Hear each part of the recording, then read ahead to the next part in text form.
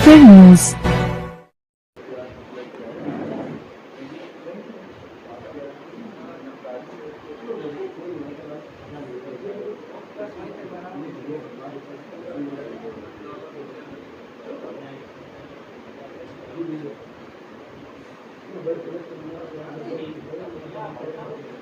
नमस्कार, मैं हूँ राजा राम त्यागी और आप देख रहे हैं फक्कड़ न्यूज। प्रिय साथियों, हम आपको बता दें कि 1 जुलाई 2024 से भारत सरकार ने कुछ नए कानून बनाए हैं और वो नए कानून क्या हैं उसके बारे में हम जानने के लिए हमारे साथ में हैं जनपद सुल्तानपुर के जिला सत्र न्यायालय के वरिष्ठ अधिवक्ता फौजदारी अरविंद कुमार सिंह उर्फ राजा साहब। हम आपसे जानेंगे उन तमाम कानूनों के बारे में जिसके लिए एडवोकेट संघ जो है, अधिवक्ता संघ, वो भी बेचैन है और पुलिस विभाग में भी काफ़ी बेचैनी है और परेशानी है, यहाँ तक कि जनता भी काफ़ी गुमराह है। सर, आपसे जानना चाहेंगे कि वो नए कानून क्या हैं जिसकी वजह से अधिवक्ता संघ भी बेचैन है, पुलिस प्रशासन में भी परेशानी है, जनता गुमराह है, क्या है सर वो? देखिए, भारतीय संविधान का आर्टिकल 245 245 उसमें सांसद को अधिकार है कि वो नए कानून को बना सकती है। हाँ। अब उसका प्रोसीजर जो बताया गया है, कोई भी बिल जब पेश होगा तो वो आर्टिकल 107 में जो है भारतीय संविधान में उसके 3 वाचन बताए गए हैं कि पहले में बिल को प्रस्तुत किया जाएगा, दूसरे में उस पर डिबेट किया जाएगा और तीसरे चरण में जो है अगर कोई उसमें त्रुटि होती है तो उसको करेक्ट किया जाएगा। यहाँ जो एक संशय की स्थिति बनी हुई है या हमारे बार काउंसिल से लेके हमारी तमाम बार एसोसिएशंस जो विरोध कर रहे हैं वो नए कानून का विरोध नहीं कर रहे हैं, बल्कि नए कानून को जिस प्रकार से इम्प्लीमेंट किया जा रहा है उस प्रोसीजर का विरोध किया जा रहा है। क्योंकि जो आर्टिकल 107 में बिल का दूसरा वाचन कहा गया है उसमें प्रॉपर डिबेट होना चाहिए और जो सरकार इस नए कानून को इम्प्लीमेंट कर रही है वो प्रॉपर डिबेट जो होना चाहिए वो नहीं किया गया है। अब इंडियन पेनल कोड के स्थान पर आपका भारतीय न्याय संहिता 2023 जो भारतीय दंड संहिता था आईपीसी, उसके स्थान पर भारतीय न्याय संहिता 2023 लागू की गई और सीआरपीसी के स्थान पर भारतीय नागरिक सुरक्षा संहिता लागू की गई। इसी प्रकार से इंडियन एविडेंस एक्ट के स्थान पर भारतीय साक्ष्य अधिनियम 2023 लागू किया गया। देखिए, सबसे पहले तो ये समझ लें कि जो पुराने कानून बने थे 19वीं शताब्दी के, तो वहाँ पर जो गवर्नमेंट थी तत्कालीन, जो ब्रिटिश गवर्नमेंट थी, उसकी प्रायोरिटी दूसरी थी, उसकी वरीयता दूसरी थी। जैसे फॉर एग्जांपल आप देखें कि उनके उस ब्रिटिश काल के खजानों की रक्षा करना, विदेशी राज की कैसे सलामती वो रखें, उनके रेलवे की कैसे सलामती रखें, तो उनकी प्रायोरिटीज़, उनकी वरीयता दूसरी थी। लेकिन जब हमारा संविधान बना 1950 में, जब हमारा संविधान बना तो हमारे संविधान ने हमको आज़ादी की स्वतंत्रता दी, विचार की स्वतंत्रता दी, धार्मिक स्वतंत्रता दी, तो हमारी प्रायोरिटीज़ बदल गईं। अब 21वीं शताब्दी में हम महिलाओं की, बच्चों की सुरक्षा, मानवाधिकार की सुरक्षा या जो बढ़ते हुए अपराध हैं जैसे terrorism, economic offences, cyber crime, तो इनसे निपटना अब भारत सरकार की प्रायोरिटी हो गई है। तो इसलिए अब ज़रूरत इस बात की आ गई है कि नए कानून को लागू किया जाए, नए कानून बनाए जाए। तो जहाँ तक नए कानून को बनाए जाने का प्रश्न है, मैं इसका समर्थन करता हूँ कि आज के परिप्रेक्ष्य में नए कानून को बनाया जाना आवश्यक है, क्योंकि हमारी प्रायोरिटीज़ अब जो है हमारे संविधान 1950 में भारतीय संविधान लागू होने के बाद हमारी प्रायोरिटीज़ बदल चुकी हैं। जैसे फॉर एग्जांपल मैं कह रहा हूँ कि पहले जो था वो क्या था, भारतीय दंड संहिता 1860। दंड संहिता और न्याय संहिता में अंतर? अब मैं उसी पे आ रहा हूँ कि अब क्या हो गया, भारतीय न्याय संहिता 2023। तो उस समय प्रायोरिटी क्या थी कि जो अपराधी थे कि किस तरह से ब्रिटिश शासन बना रहे और अपराधियों को ध्यान में रखते हुए वो दंड को प्रायोरिटी दी गई थी। आज के परिप्रेक्ष्य में क्या है कि रिफॉर्मेटिव थ्योरी है कि पीड़ित पक्षकार को कैसे अधिक से अधिक न्याय मिले, ये प्रायोरिटी दी गई है। तो इसलिए हम दंड से न्याय की तरफ आ रहे हैं। तो यहाँ तक नए कानून को बनाए जाने का सवाल है। नए कानून को आना आवश्यक था और इसको आना चाहिए। लेकिन दूसरे बिंदु पर आता हूँ, जो मैंने आपसे कहा कि आर्टिकल 107 में 3 वाचन होते हैं, जिसमें से जो दूसरा वाचन है वो प्रॉपर डिबेट की बात कहता है। अब यहाँ पर मैं आपको एक उदाहरण दे रहा हूँ कि इस नए कानून के लिए 11/8/2023 को हमारे आदरणीय गृह मंत्री द्वारा लोकसभा में पहली बार इसको पेश किया गया और सेम डे पास कर दिया गया, तो उसी दिन। उसके बाद 18/8/2023 को इसको राज्यसभा में पेश किया गया। जब लोकसभा और राज्यसभा में मतभेद हो गया तो इसको रेफर कर दिया गया स्टैंडिंग काउंसिल। स्टैंडिंग काउंसिल ने इस विधेयक को वापस लेने की अनुशंसा दे दिया।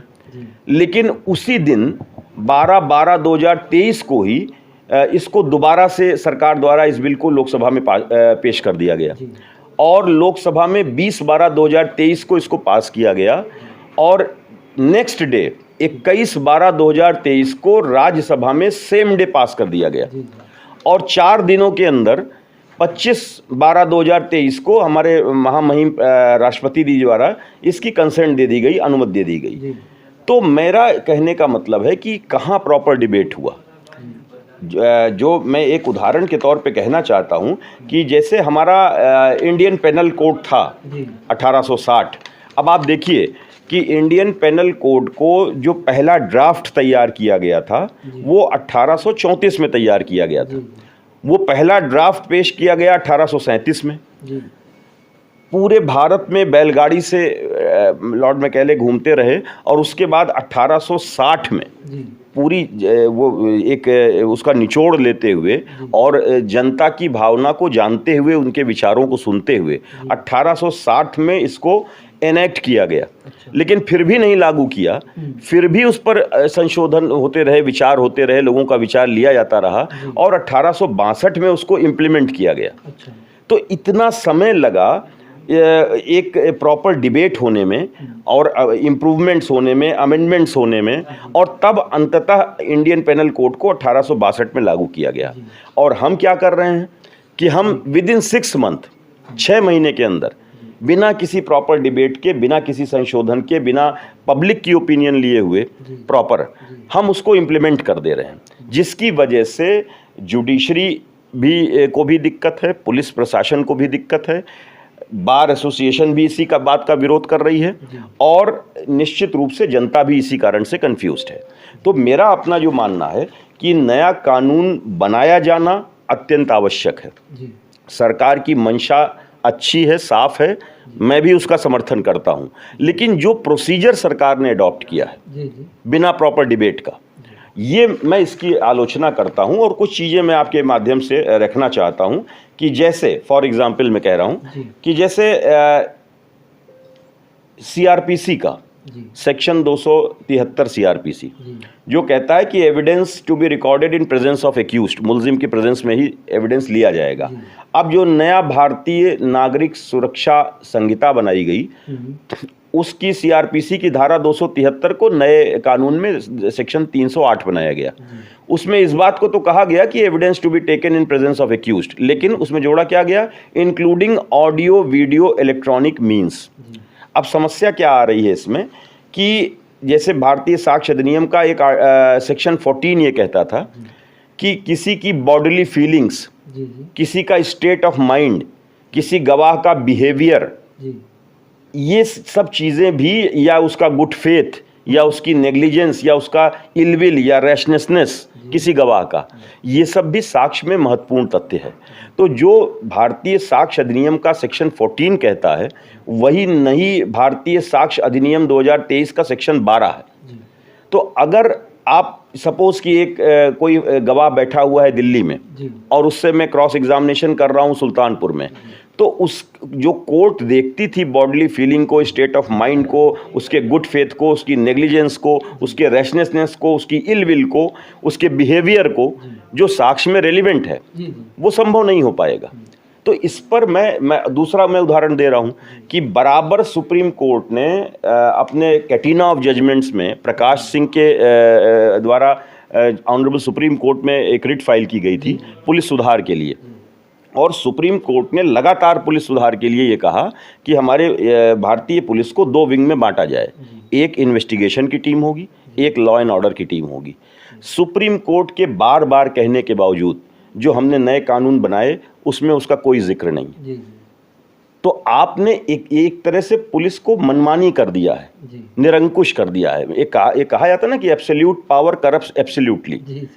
तो वो जो अभी जनता पीड़ित है वो इस तरह से इन चीज़ों पर प्रॉपर डिबेट की आवश्यकता है। इन चीज़ों पर संशोधन और विचार आने चाहिए थे और संशोधन होने चाहिए थे। मैं गवर्नमेंट की मंशा की आलोचना नहीं कर रहा हूँ, पर गवर्नमेंट के प्रोसीजर की आलोचना कर रहा हूँ। मेरा खुद का ये मानना है कि नया कानून बनना ज़रूरी है।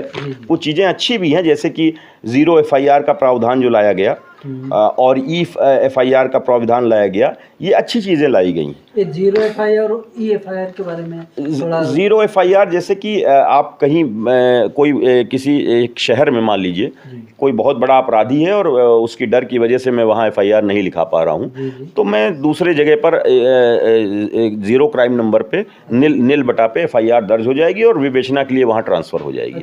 और या हम कहीं बाहर हैं तो ई फाइलिंग से हम अपनी सूचना दे सकते हैं। लेकिन अब इसमें कमी क्या है, ये तो अच्छाई मैंने बताई। अब कमी क्या है कि हर FIR दर्ज करने के पहले वो इंक्वायरी होगी और इंक्वायरी का प्रॉपर टाइम दे दिया गया है।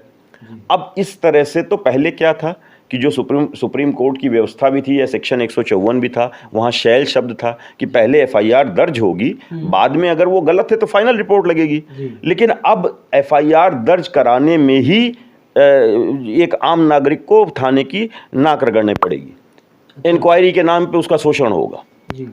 तो ये इन चीज़ों पर प्रॉपर डिबेट की आवश्यकता है और मेरा ये मानना है कि कानून जो बनाया गया वो देश के लिए ज़रूरी है।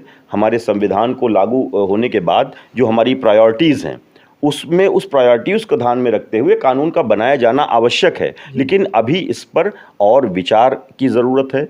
इसको स्थगित, मेरा मानना है कि इसको अभी स्थगित रखा जाना चाहिए 1-2 साल के लिए और इसमें मॉडिफिकेशंस करते हुए और जनता का और ओपिनियन लेते हुए, लीगल एक्सपर्ट्स की और ओपिनियन लेते हुए तब इसका इम्प्लीमेंटेशन होना चाहिए। वरना जो है वो मैं समझता हूँ कि हमारा बार एसोसिएशन जो विरोध कर रहे हैं वो इसी बात का विरोध कर रहे हैं। सर, आपने हमारे 2-3 और प्रश्नों का उत्तर आपने बिना पूछे ही इसमें दे दिया है। मैं एक बात और जानना चाहता हूँ सर, ये जो नए कानून बन रहे हैं या बने हैं, ये जनहित में है कि जनहानि में है? देखिए, बनाए तो गए हैं जनहित के ही लिए। क्यों? हमने कहा ना कि हम दंड से न्याय की तरफ जा रहे हैं। तो जो गवर्नमेंट की मंशा है वो यही है कि हम अधिक से अधिक जनता को न्याय दे सकें। तो गवर्नमेंट की जो मंशा है वो साफ है, वो जनता के हित के लिए बनाया जा रहा है। लेकिन अभी इस पर डिबेट की आवश्यकता है कि जो हम करना चाह रहे हैं वो प्रॉपर ढंग से कर सकें। इसलिए अभी इस कानून में संशोधन की ज़रूरत है। अभी इसको स्थगित रखा जाना चाहिए और प्रॉपर डिबेट के बाद, प्रॉपर संशोधन के बाद और इसमें इम्प्रूवमेंट्स के बाद तब इसको इम्प्लीमेंट किया जाना चाहिए। सर, जैसे कि कुछ धाराएं हैं 323, 504, 506, 307, 302, 376, ऐसे कुछ धाराएं हैं सर जो लोगों की, जो अनपढ़ लोग हैं उनकी भी जुबान पर एकदम रटाया था कि हाँ इस अपराध में ये धाराएं लगती हैं। अच्छा, अब ये अफवाह फैला है जनता में, पब्लिकली, कि ये सारी धाराएं हटा दी गई हैं, 302, 307, 308, ये सारी धाराएं हटा दी गई हैं। क्या कहेंगे सर इसके ऊपर? देखिए, मेरा व्यक्तिगत ये मानना है कि सेक्शंस को बदलने के बजाय सेक्शंस में इम्प्रूवमेंट्स या उसमें सुधार होने चाहिए थे या उसको डिलीट करना चाहिए था। ये सही है कि सेक्शंस को बदलने में पुलिस, एडवोकेट्स और जनता सभी को दिक्कत आएगी। लेकिन चूंकि ये आर्टिकल 245 में संसद का विशेषाधिकार है, तो मैं संसद के विशेषाधिकार पर कोई पर्सनल कमेंट नहीं करूँगा। पर मैं फिर इस बात को दोहराऊँगा कि आर्टिकल 107 में जब बिल पेश होगा तो उसका दूसरा वाचन जो कहता है कि प्रॉपर डिबेट होना चाहिए, वो सरकार ने इस नए कानूनों को लागू करने के पहले प्रॉपर डिबेट नहीं किया है, जो होना चाहिए। जी। तो जैसे 302 मर्डर के लिए होता था, तो 302 की जगह पे कुछ अलग धाराएं बनी हैं कि क्या? सेक्शंस केवल बदल दिए गए हैं। अच्छा, बदले गए उनकी हैं। नंबरिंग बदल गई है। जी जी पर जो मूलभूत सेक्शंस हैं वो ऑलमोस्ट सेम है। जी। जी। तो मैं साथियों आपको एक बात और बता दूं कि जैसे कहने के लिए 3 कानून हैं, लेकिन उसमें बहुत सारी धाराएं हैं और उन धाराओं में भी बहुत सारी उपधाराएं हैं। केवल जो धाराएं जैसे 323, 504, 506 जिसकी बात अभी मैं कर रहा था, ये धाराएं केवल उसके नंबर बदले हुए हैं, सर के अनुसार उसके नंबर बदले हुए हैं, न कि वो धाराएं खत्म हुई हैं। अगर कोई भी जुर्म होता है, चाहे वो रेप का हो, चाहे मर्डर का हो, वो 302, 307 की जगह पे वो अन्य केवल सेक्शन, क्यों सर, जी। सेक्शन अलग लगेंगे, धाराएं लगेंगी, बस वही जो पहले थी वो बदल करके लगेंगी। हाँ, उसमें फेरबदल भी किए गए हैं, जी। लेकिन ऑलमोस्ट नंबरिंग बदली गई है सेक्शंस की। तो ये जो अपराध होते थे, अपराध खत्म नहीं किए गए हैं कानून के। अपराध खत्म नहीं किए गए हैं, बल्कि कुछ कुछ जगह पे जैसे कि इन्वेस्टिगेशन के टाइम को एक कोडिफाइड कर दिया गया है कि विद स्पेसिफाई कि इतने टाइम लिमिट के अंदर आप करिए।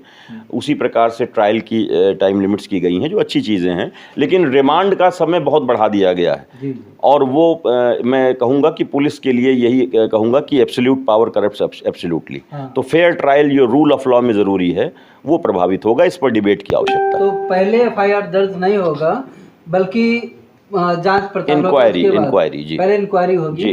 तो सर ने इसके बारे में विधिवत बताया है कि पहले एफआईआर दर्ज नहीं होगा, पहले इंक्वायरी होगी, उसके बाद में एफआईआर दर्ज होगा। और दूसरी बात और हम आपको बता दें कि जो भी जुर्म होते रहे हैं, वो जुर्म के खिलाफ धाराएं ख़त्म नहीं हुई हैं, बल्कि वही कुछ बदल करके धाराएं अब भी लगेंगी। और इससे हमारी पब्लिक, हमारी जनता गुमराह न हो कि कानून एकदम से ख़त्म कर दिए गए हैं। और इसीलिए आज सर से इस बात की जानकारी लेकर आप तक पहुंचा रहे हैं। ये जानकारी आपको कैसी लगी, कृपया कमेंट बॉक्स में ज़रूर लिखिए। अगर चैनल पर नए हैं तो कृपया फक्कड़ न्यूज़ को सब्सक्राइब कर लीजिए, ताकि आपको ऐसी बहुत सारी जानकारियां जो आपके लिए हितकर हैं आपको मिलती रहें बराबर।